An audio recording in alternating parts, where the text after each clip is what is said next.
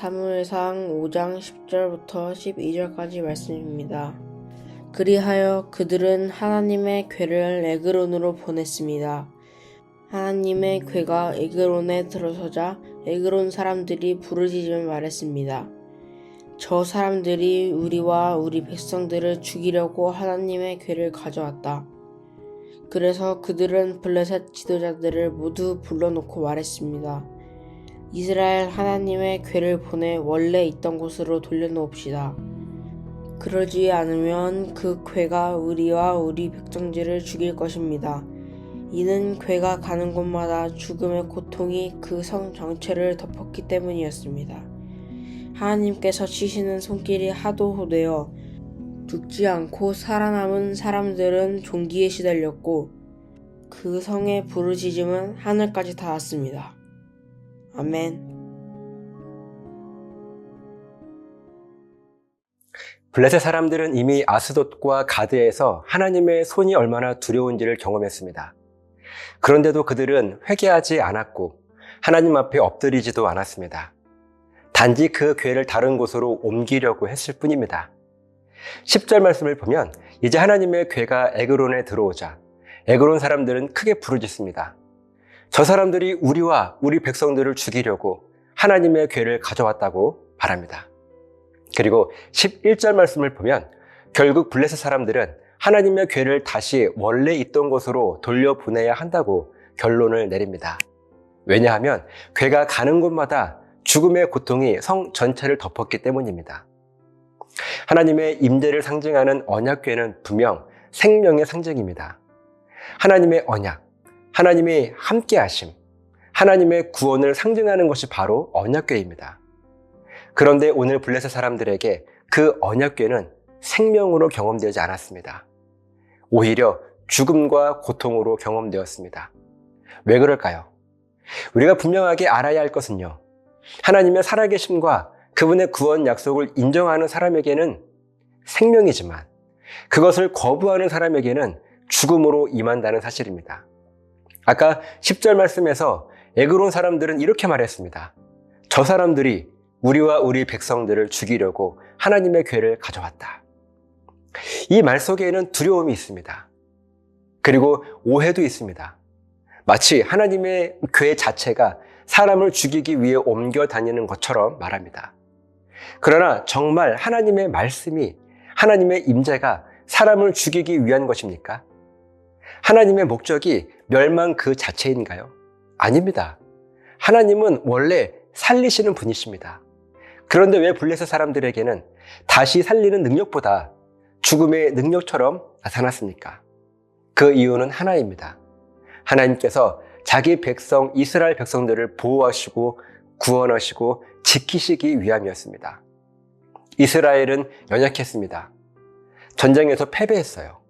하나님의 언약궤까지 빼앗겼습니다. 겉으로 보기에는 모든 것이 끝난 것 같았습니다. 그러나 하나님은 자기 백성들을 버리지 않으셨습니다. 이스라엘 백성들이 강해서 언약궤를 되찾은 것이 아닙니다. 이스라엘 백성들이 충성스러워서 그 문제를 해결한 것도 아닙니다. 하나님께서 친히 그들 가운데 일하셨습니다. 하나님께서 블레셋 땅에서 스스로 하나님의 살아계심을 드러내셨고 결국 언약궤가 원래 자리로 돌아오도록 역사하셨습니다. 이것이 오늘 우리에게 얼마나 큰 위로가 되는지 몰라요. 우리도 때로는 이스라엘 백성들처럼 연약합니다. 믿음으로 승리하지 못할 때가 있습니다. 영적으로 무너질 때도 있습니다.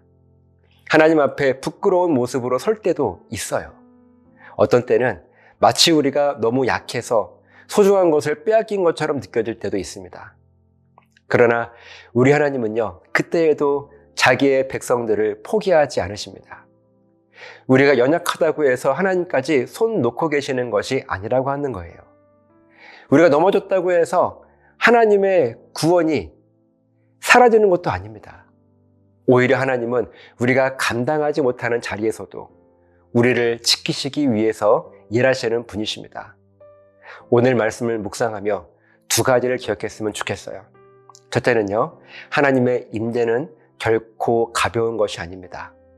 하나님은 누구에게나 편안한 분으로만 경험되지 않아요. 하나님을 인정하고 믿음으로 받는 자에게는 생명이지만요, 끝까지 거부하는 자에게는 두려움이 됩니다. 그러므로 우리는 하나님의 말씀 앞에 가볍게 서지 말아야 합니다. 하나님을 내 편의 도구처럼 여기지 말아야 해요. 그분 앞에 겸손히 무릎 꿇고 살아계신 하나님을 인정해야 합니다. 또 둘째는요, 하나님은 오늘도 자기 백성들을 신실하게 지키시는 분이십니다. 우리가 약해도 하나님은 강하세요. 우리가 흔들려도 하나님은 흔들리지 않으십니다. 우리가 놓쳐도 하나님은 우리를 끝까지 놓치지 않으십니다. 우리가 감당하지 못하는 자리에 있을지라도 하나님은 여전히 우리를 위해 일하고 계십니다. 그래서 우리는 안심할 수 있어요. 내가 잘해서 오늘까지 온 것이 아니라 하나님께서 나를 지켜주셨기 때문에 여기까지 온 것입니다. 오늘도 마찬가지입니다. 보이지 않아도 하나님은 나를 지키십니다. 내가 미처 알지 못하는 자리에서도 하나님은 나를 위해 일하십니다. 나의 연약함보다 하나님의 신실하심이 훨씬 크기 때문에 우리는 두려움보다 평안함을 선택할 수 있어요. 그러므로 오늘도 너무 두려워하지 마십시오. 너무 염려하지 마십시오. 내가 약하다고 낙심하지 마십시오. 나를 지키시는 분은 나 자신이 아니라 하나님이십니다. 이 믿음의 고백으로 오늘도 평안한 가운데 하나님과 동행하시는 저와 여러분 되시기를 예수님의 이름으로 간절하게 부탁을 드립니다. 기도하시겠습니다. 하나님, 우리가 때론 연약하고 부족해 보여도 그런 우리를 위하여서 하나님은 보이지 않는 손길로 일하십니다. 그렇게 우리를 끝까지 지키고 보호하시기 위하여 누군가에게는 죽음의 능력으로 나타나시는데, 그렇게 우리를 지키신 하나님을 우리가 잊지 않을 수 있도록 지켜주시옵소서. 감사드리며 예수님의 이름으로 기도합니다. 아멘.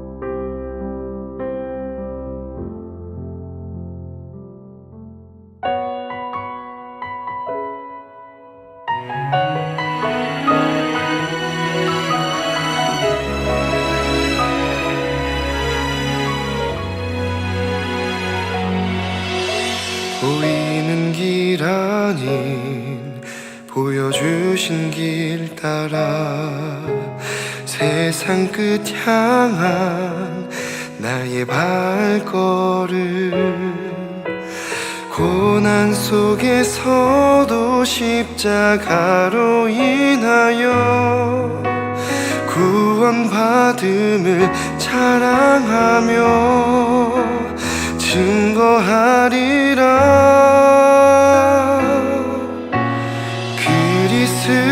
그리스도를 알리는 나의 손과 발, 주의 귀한 도구가 되어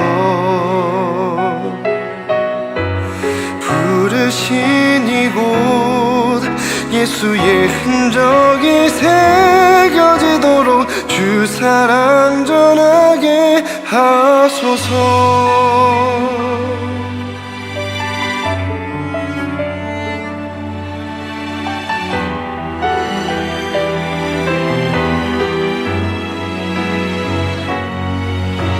보이는 길 아닌 보여주신 길 따라 세상 끝 향한 나의 발걸음,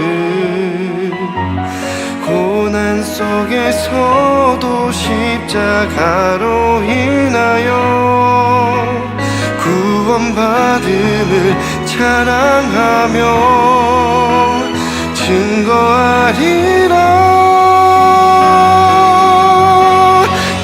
그리스도를 알리는 나의 손과 발, 주의 귀한 도구가 되어 부르신 이곳 예수 예수의 흔적이 새겨지도록 주 사랑 전하게 하소서. 그리스도를 알리는 나의 손걸 주의 귀한 도구가 되어 부르신 이곳 예수의 흔적이 새겨지도록 주 사랑 전하게 하소서.